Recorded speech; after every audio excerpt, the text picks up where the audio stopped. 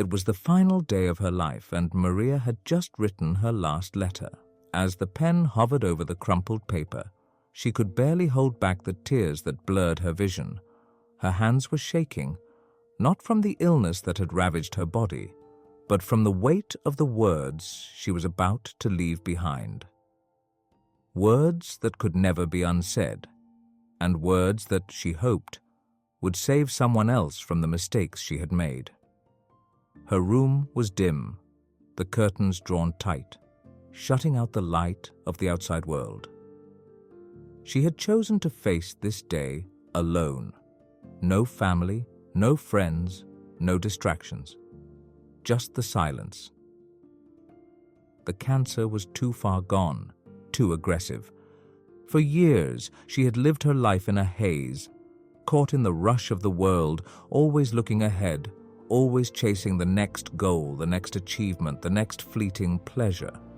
She had been so consumed by the idea of success, of being someone, that she had forgotten what really mattered. She had forgotten love. She had forgotten kindness. She had forgotten herself. The letter she held in her hands was for her daughter, Emma, her only child, the one person who had always been there, even when Maria had been too lost to truly see her.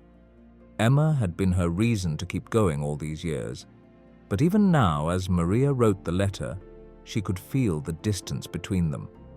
The distance caused by years of neglect, of priorities misplaced, of love unspoken. Maria's heart ached as she thought of Emma, the little girl who had once sat on her lap and asked her about the stars, the girl who had dreamed of becoming a doctor, who had always believed that she could make a difference in the world.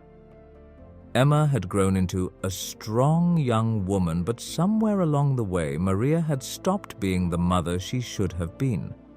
And now, it was too late. Or was it? The truth was, Maria had never truly believed in the power of change until the day she was given a second chance. The day the doctors told her she had 6 months to live.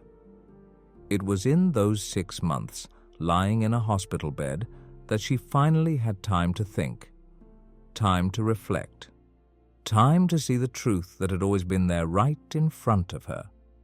She saw the faces of the people she had hurt, the moments she had let slip away, the opportunities she had missed to love, to forgive, to be present.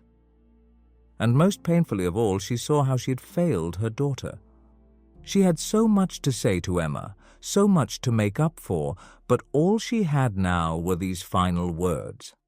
She had to believe that they would make a difference. To my dearest Emma, by the time you read this, I will be gone. I hope that when you read these words, you are not consumed by grief or anger, but rather that you can feel my love for you reaching out across the distance between us. There is so much I wish I had done differently. I wish I had spent more time with you when you were small, instead of being so caught up in the things that didn't really matter. I wish I had told you how proud I was of you every single day and how much you mean to me. I wish I had been a better mother, one who listened, one who understood, one who made you feel safe and loved, always.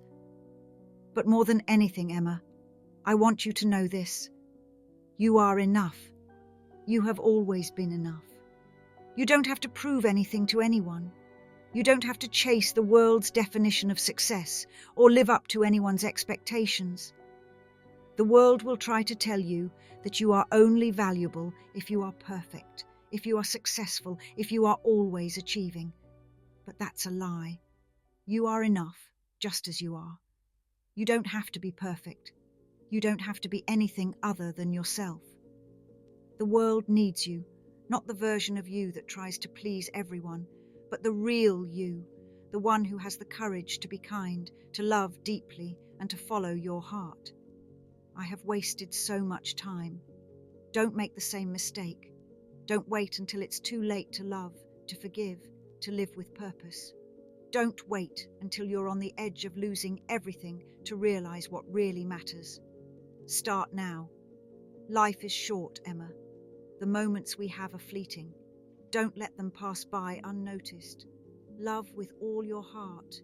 Be present with those who matter. Take risks, but also know when to rest. And never ever forget to show gratitude for the small things, the laughter, the sunsets, the quiet moments. I am sorry, my dear, but I will carry you with me always. When Emma received the letter, it was as if the world stopped turning for a moment. She collapsed to her knees, holding the letter to her chest, her tears falling freely. Her heart felt like it was breaking in two. But then, in the silence that followed, something shifted, something deep inside her. She had always felt like she needed to prove herself, always running, always chasing, always trying to fill the emptiness inside. But now, as she sat there holding her mother's final words, she understood. She understood that her mother's love had always been there, even in her mistakes, even in her absence. And in that moment, Emma made a promise to herself. She would live her life differently. She would live it with love, with intention, with purpose. She would cherish the small moments and never again let life pass her by. She would be present. She would be enough. Because in the end, that's all any of us really need to be.